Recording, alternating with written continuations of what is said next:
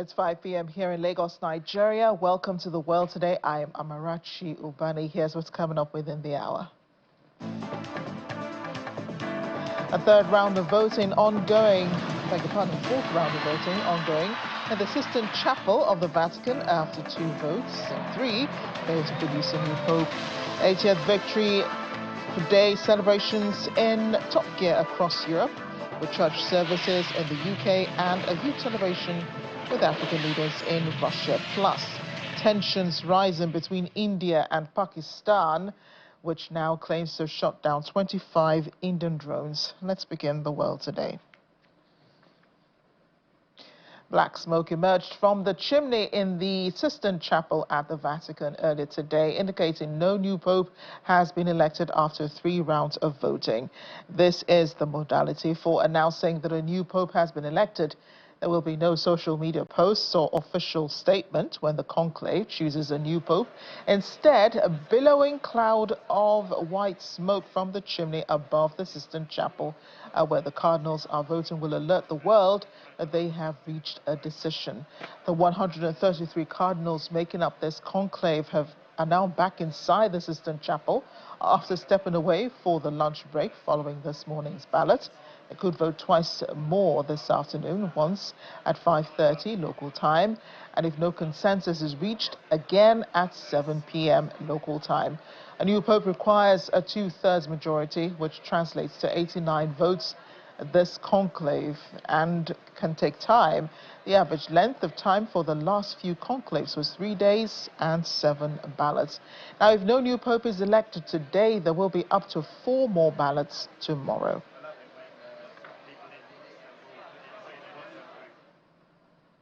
Hours ago, white smoke appeared to billow from the chimney of the Sistine Chapel, despite the cardinals failing to reach a verdict on the next pontiff.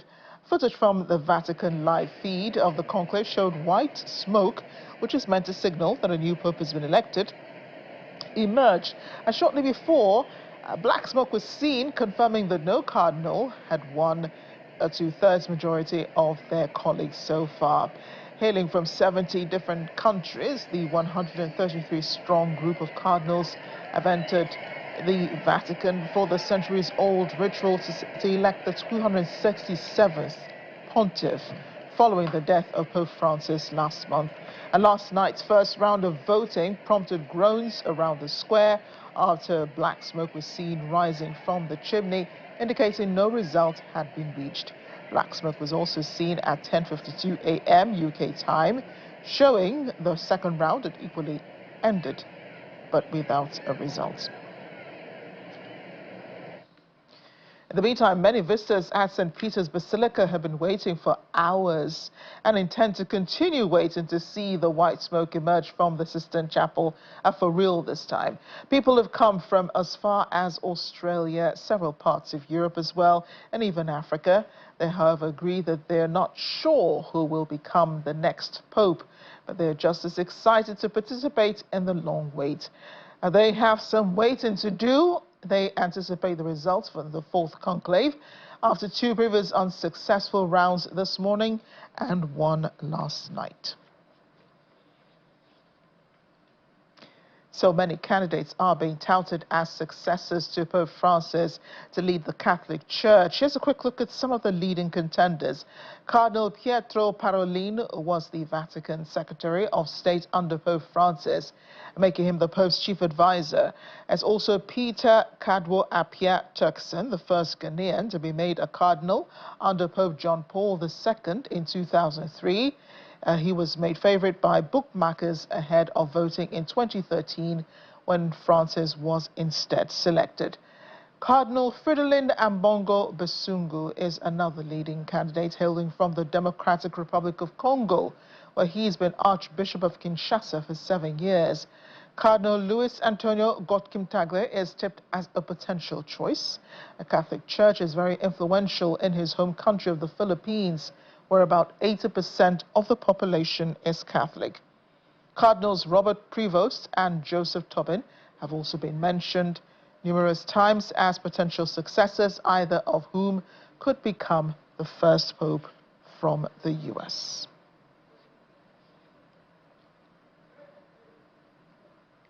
We'll continue waiting on the cardinals for the next vote. In the meantime, Pakistan says it's shut down 25 Indian drones overnight, but it's not commented on India's claims that Islamabad sent drones and missiles over the border.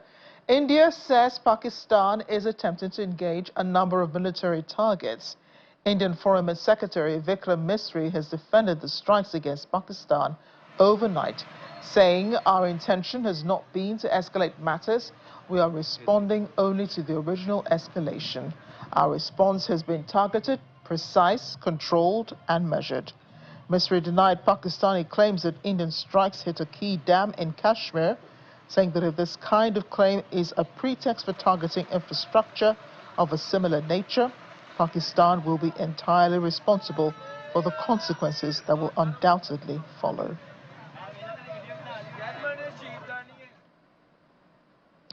Well, a large crowd of members of the Pakistani diaspora in the UK did gather outside the Indian High Commission in Aldwych, London on Wednesday in response to India's strike on Pakistani territory during Operation Sindoor. The demonstrators stood in front of the High Commission, many of them carrying Pakistani flags and chanting messages. Protest organizer Tariq Mahmood condemned the deadly terrorist attack on Pahalgam, but said the Indian retaliation was unjustified.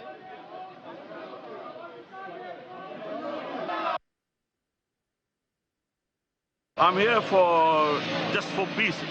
The last night, Indian has an aggression attack on Pakistan, and is a war against Pakistan, and they attack on innocent people, religious places, and the world already in war. If you see the Palestine and Israel, other side is the Russian and Ukraine, now is Pakistan and India. So we are facing really third world war now. I think in Britain, we all live together. Our neighbors are Indian. We've been living with them about 30, 40 years. We never have any problems. They can try to calm things down and stop this nonsense. This war can lead to, at the moment it started, but it could become such a big thing. What happened in Pahalgam, we all condemn. My sympathy goes with the family who have lost their loved ones, but it doesn't justify India to go and attack Pakistan and kill innocent people and then justify by saying that they have killed the terrorist camp. It's all rubbish. I'm born here, and we are just one community here. There's no division. I have no problem with any race, any kind, any color, because this is just an international issue that this is supposed to be the largest democracy in the world. And they are nuclear power. Is that responsible to be a nuclear power and you can just go without evidence and you're actually starting a war, another country that already got nuclear power as well? In another development, residents gathered in a school car park in Uri today before evacuating to an emergency center were seen just after cross-border shelling by Pakistani forces hit the Tangar, Kanar and Uri sectors of North Kashmir, with multiple casualties reported. Vehicles arrived at the school grounds before authorities transport residents to safer locations, while Jammu and Kashmir police discussed the evacuation options available to the citizens. Residents across the district have been advised to turn off all lights by 10 p.m. to reduce visibility and lower the risk of becoming targets in further attacks. Wednesday's attack came shortly after India launched airstrikes on what it called terrorist infrastructure, including 9 locations in Pakistan and the Pakistani-controlled part of Kashmir that India said were planning and carrying out terrorist attacks against India in response to last month's deadly militant attack in Kashmir.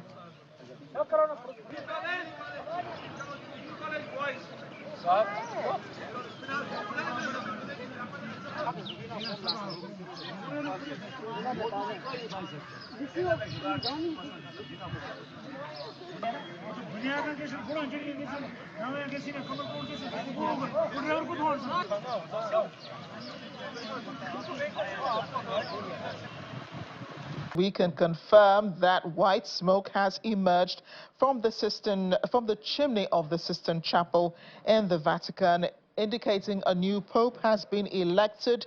The new pope is expected to appear on the balcony overlooking St. Peter's Square in the next hour. Crowds erupted into cheers in St. Peter's Square as the smoke emerged. The senior cardinal will soon confirm the decision with the words Habemus Papam, which is Latin for we have a pope, and then he'll introduce the new pontiff by his chosen papal name.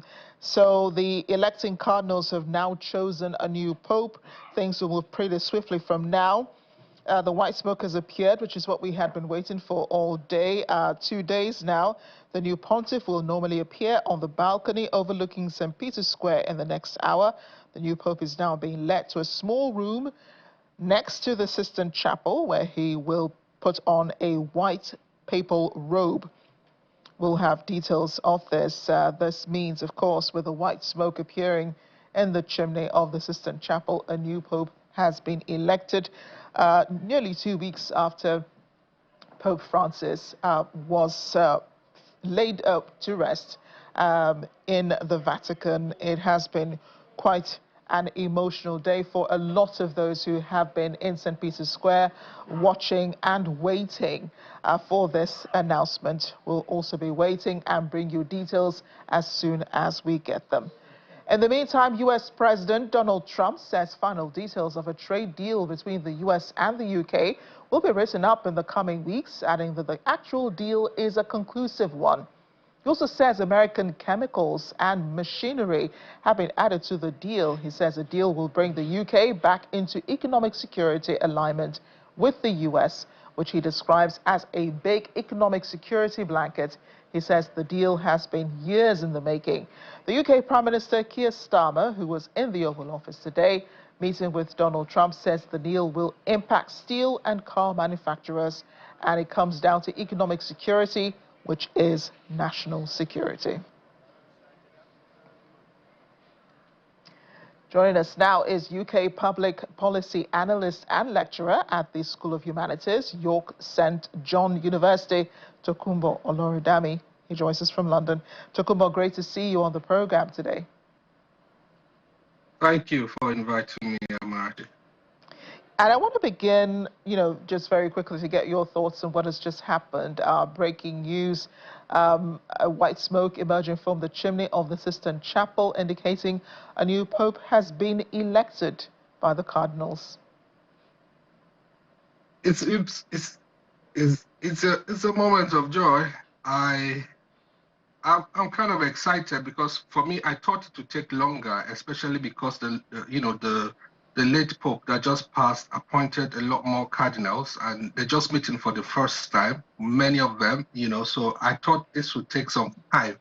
I thought it would take perhaps a week or two, but then it looks like, they have a concession quicker than usual. So it's a sign of good things to come. I congratulate all Christians and Catholics worldwide.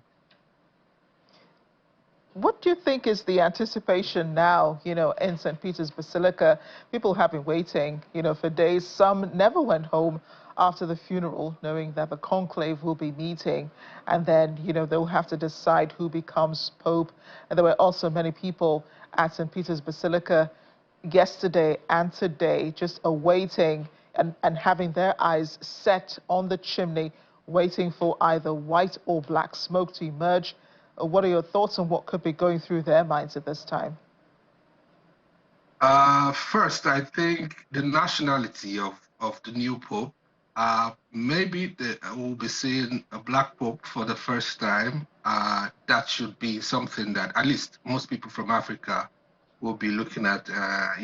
Some have their eyes on the Archbishop of the one from Rwanda, and there's another one that potentially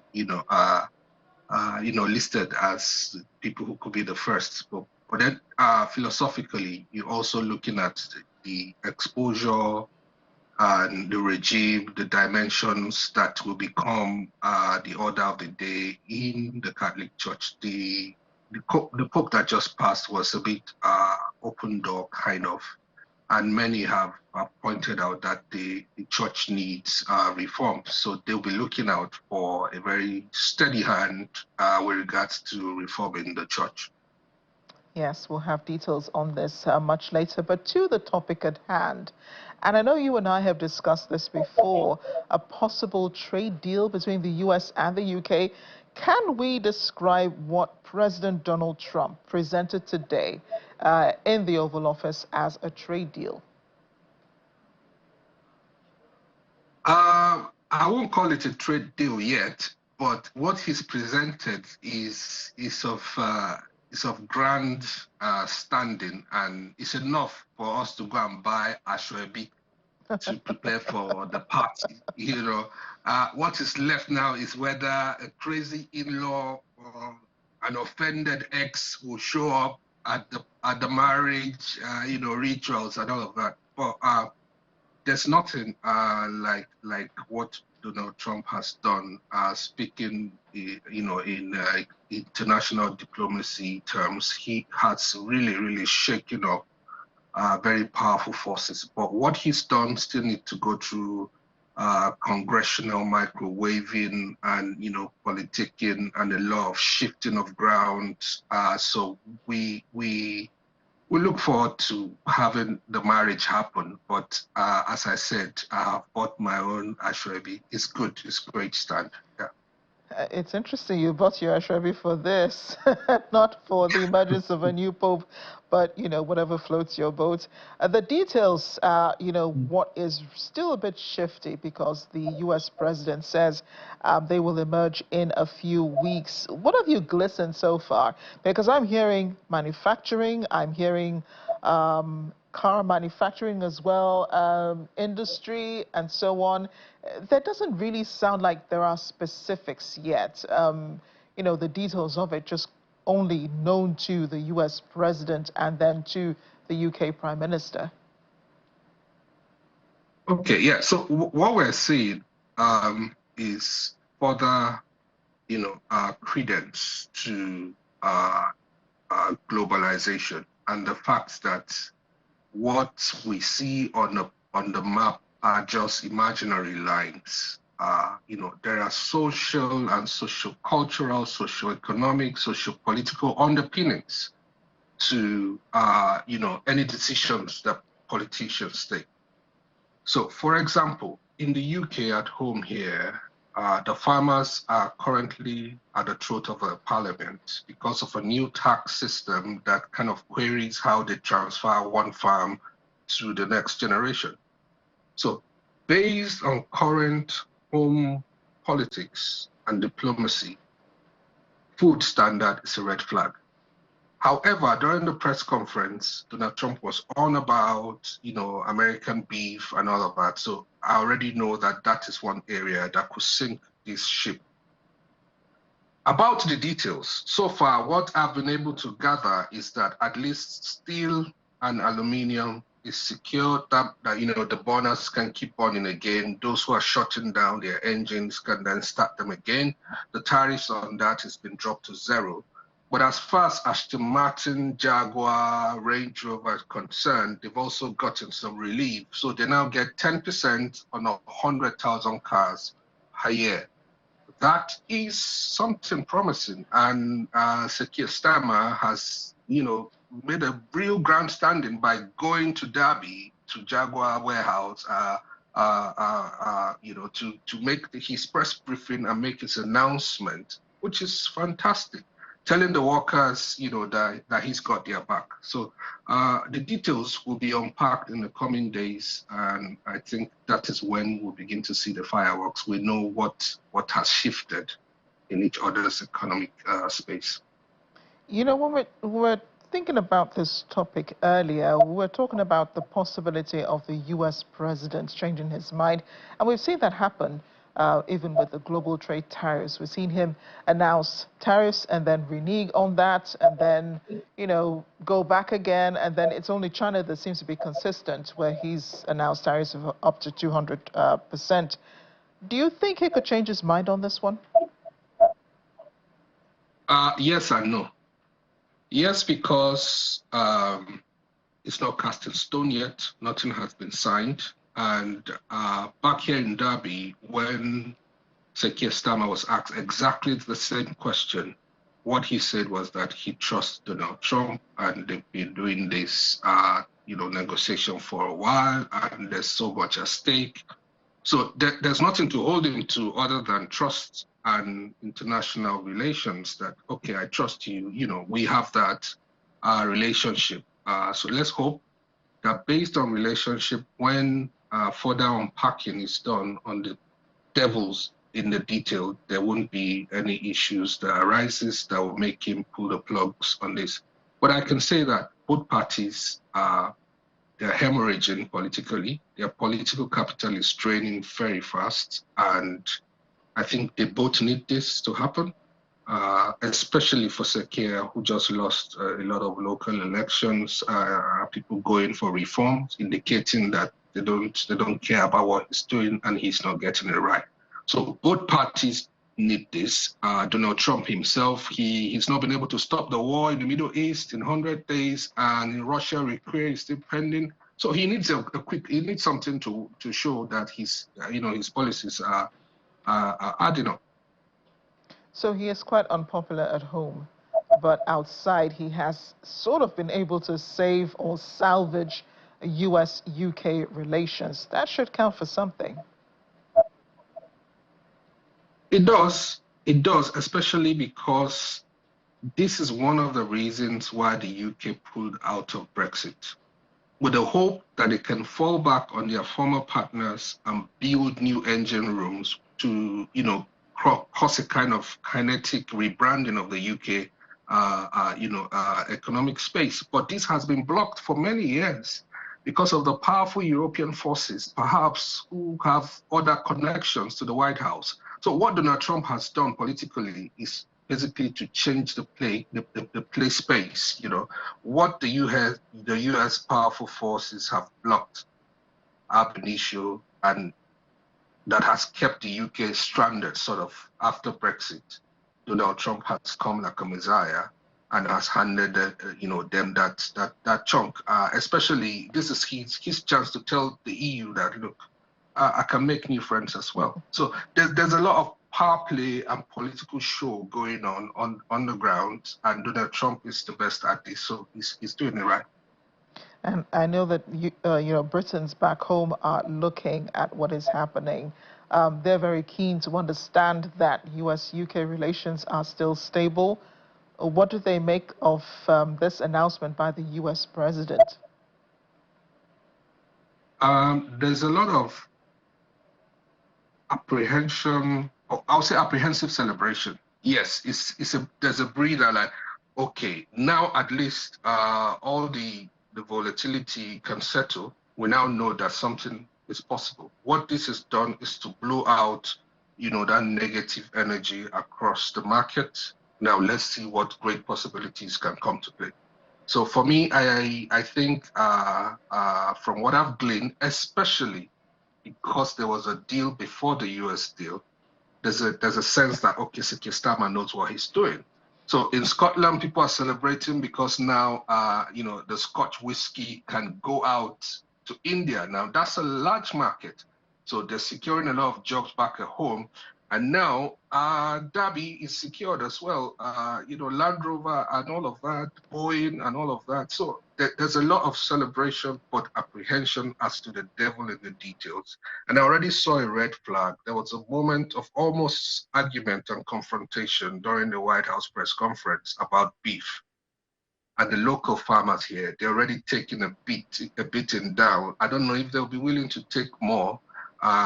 Bringing in American beef into this space will kill the farming industry here, literally. So that is one very big, river to cross in the negotiations that will follow this. Yeah, it does seem to be the downside to this trade deal, seemingly, with the United States. Tokunbo, thank you so much for being with us this afternoon on The World Today. Thank you for having me. Thank you. And we can bring you pictures now from the Vatican, from St. Peter's Basilica, where hundreds of people from across various nations around the world are gathered awaiting the appearance of the new Pope, who was elected just a few minutes ago. We did see the white smoke emerging from the chimney of the Sistine Chapel in the Vatican, where the cardinals have been locked in for roughly 3 days, we could say. They had a vote yesterday night. Black smoke emerged. They had a vote this morning. They had 2 votes today, and they had one this evening at 5:30, at 5 o'clock. At 5 o'clock Vatican time, beg your pardon.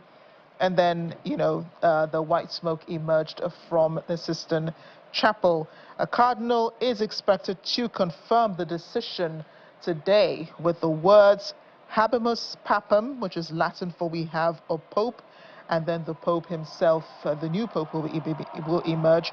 He will be announced by the name he has chosen.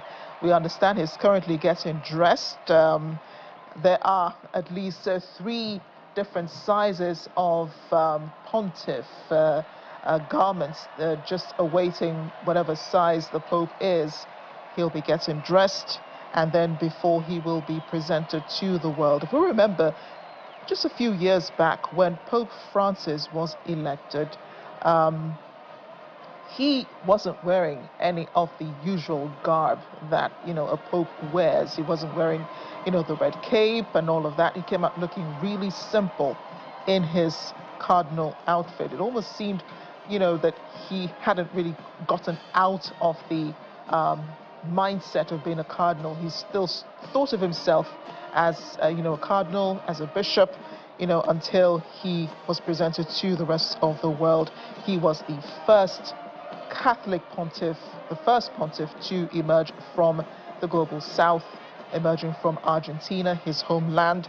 We know that there were a lot of Argentinians in the crowd in St. Peter's Basilica who were there to welcome him, and of course lots of uproar and celebration back home in Argentina.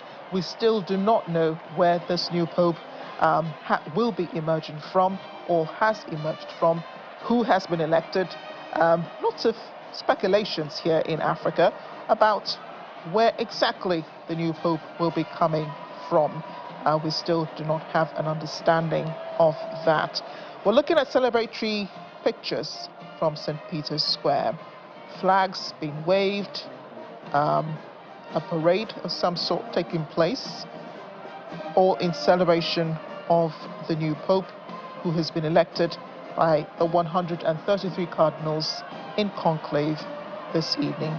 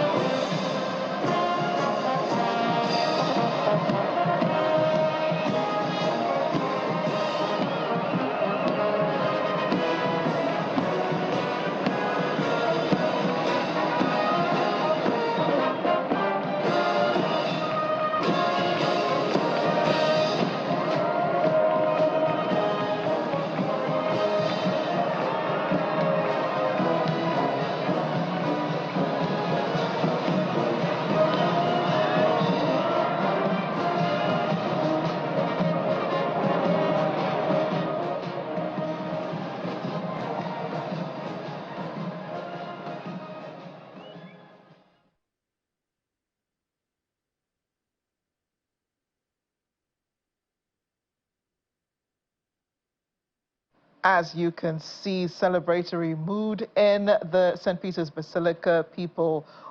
More people, beg your pardon, filing into St. Peter's Basilica.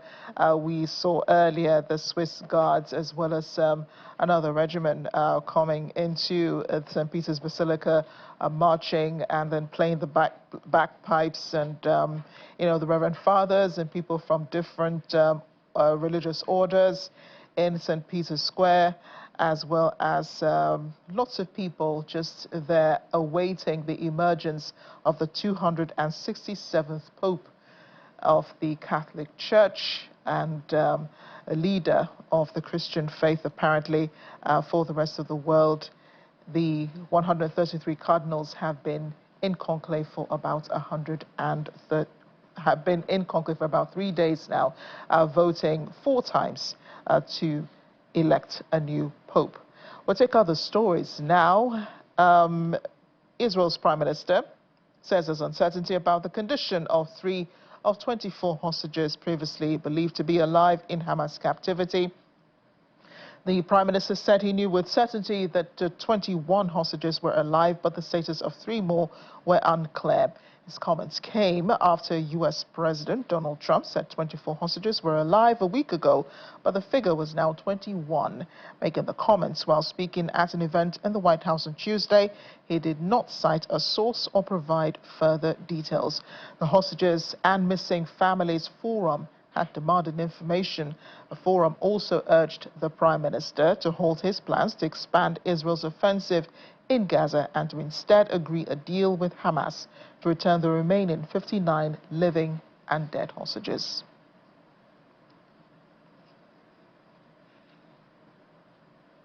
The Israeli embassy in London has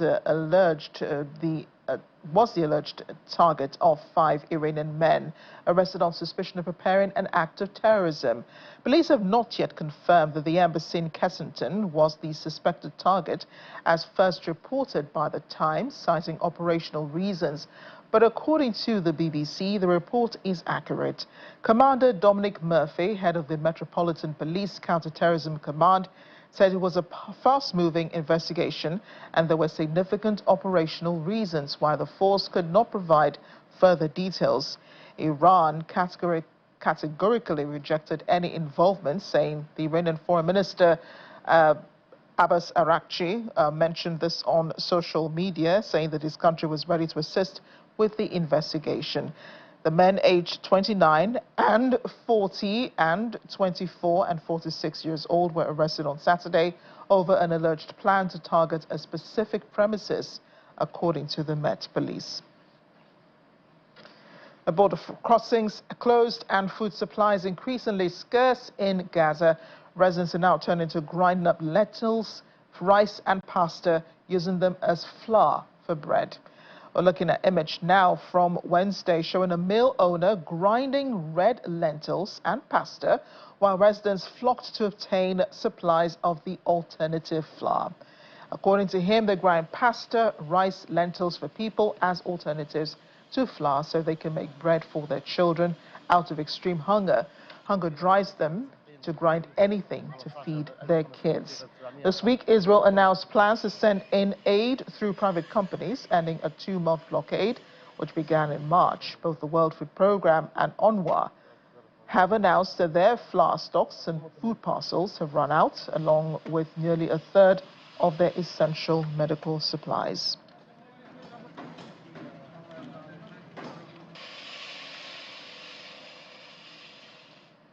The Democratic People's Republic of Korea leader Kim Jong-un recently visited key munitions and machine building enterprises under the Commission of the Second Economy as the country focuses on advancing military capabilities. Still pictures released by the Korean Central News Agency on Wednesday showed Kim alongside military officials inspecting multiple factories focused on artillery shell production and modernization efforts within the country's defense industry, including other members of his senior cabinet. State media says Kim expressed satisfaction with the speed and scale of production improvements, reflecting the ruling Workers' Party's strategic defense priorities. Pyongyang sees its growing arsenal of locally made weapons as a strong deterrent to U.S. and South Korean threats. Mr. Kim previously stated that powerful preemptive strike capabilities serve as the most effective deterrent to war, adding that there are no limits to the potential range or target of such attacks. And the new terminal of Jorge Chavez Airport in Lima is ready to open its doors to travelers from all over the world as the enhanced infrastructure is set to be launched on June 1st. During the media tour on Wednesday, journalists were shown the airport's modern facilities, including a security check area, passport controls, and the air traffic control center. The construction of the new terminal is part of a partnership with Lima Airport partners, the concessionaire, and the airlines, which are the primary users of airport services. According to Juan Jose Salmon, the CEO of Lima Airport Partners, the new terminal will have a total area of 275,000 square meters, 3 times larger than the previous one. With the new facilities, Jorge Chavez Airport is positioning itself as one of the most modern in Latin America and aspires to become a service hub for the region.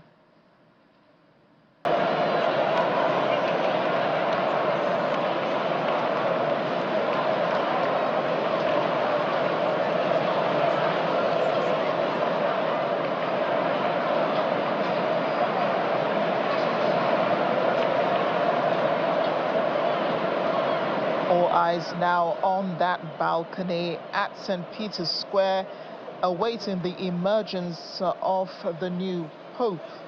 He was elected this evening amidst 133 cardinals who entered conclave about 2 days ago, and have voted, at least 4 times, the 4th time being this evening, before the white smoke emerged from the chimney of the Sistine Chapel, indicating a new pope has been elected.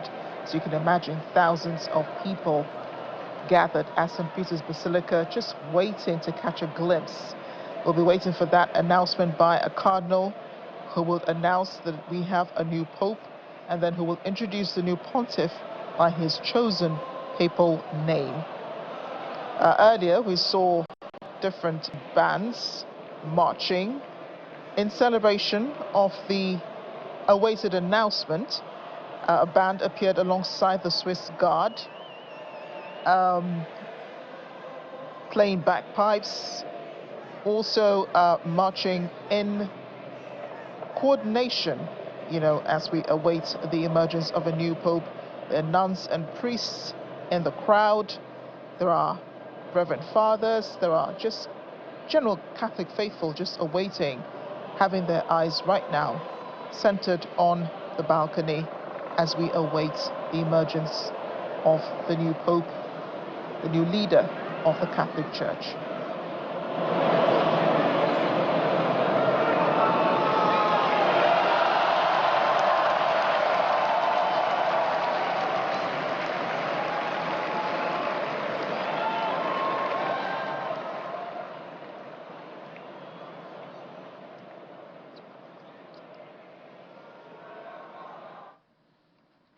We'll be bringing you updates as we continue on the bulletin, and of course as we await the emergence of the new leader of the Catholic Church. It's officially Victory Day across Europe tomorrow, May 9th. Allied countries have planned either church services or parades to celebrate this year's, which is the 80th anniversary. Victory Day is a holiday that commemorates the victory of the Soviet Union over Nazi Germany during the Second World War. It was first inaugurated in the 15 republics of the Soviet Union following the signing of the German Instrument of Surrender late in the evening of May 8, 1945.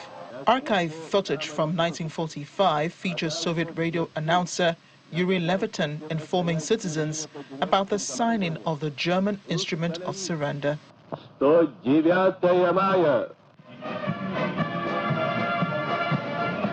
This year is the 80th anniversary of Victory Day, and Russia is planning a big parade and celebration. A rehearsal on Wednesday showed the country's military arsenal would be on display.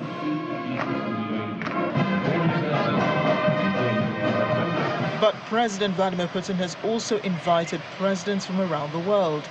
A welcome team has been on hand to receive invited guests.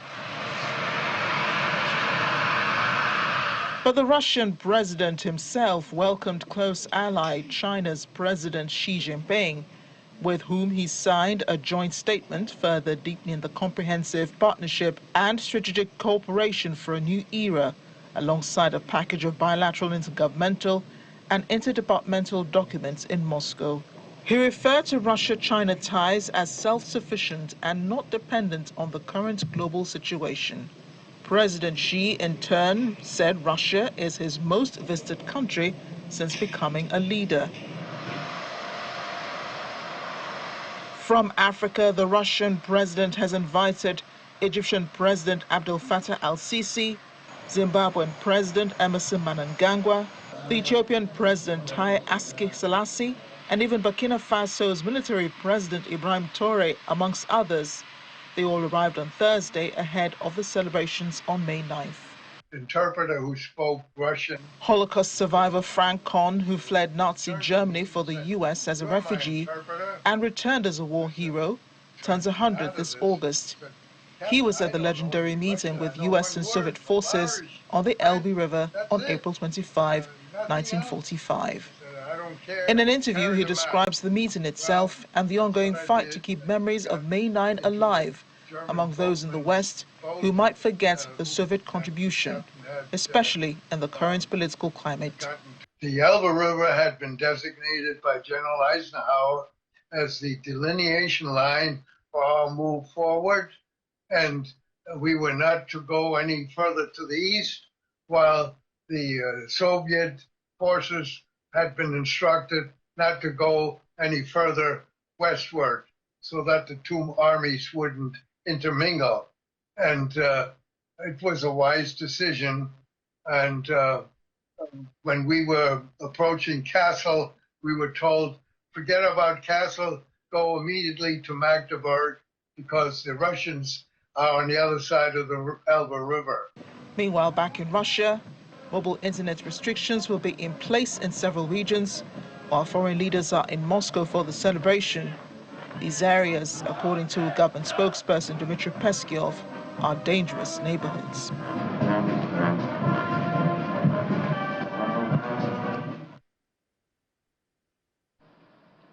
And as we end the world today, the Crown Prince of Abu Dhabi, Khalid bin Mohammed bin Zayed Al Nahyan, joined the magic for the announcement of a Disney theme park resort on Yas Island, Abu Dhabi. The Crown Prince was quoted as saying that the development of this entertainment project reflects the importance and global standing of both the United Arab Emirates and the Emirates as a leading destination in the leisure tourism sector. The project will be Disney's 7th theme park destination worldwide, alongside venues in California, Florida, Tokyo, Paris, Hong Kong, and Shanghai.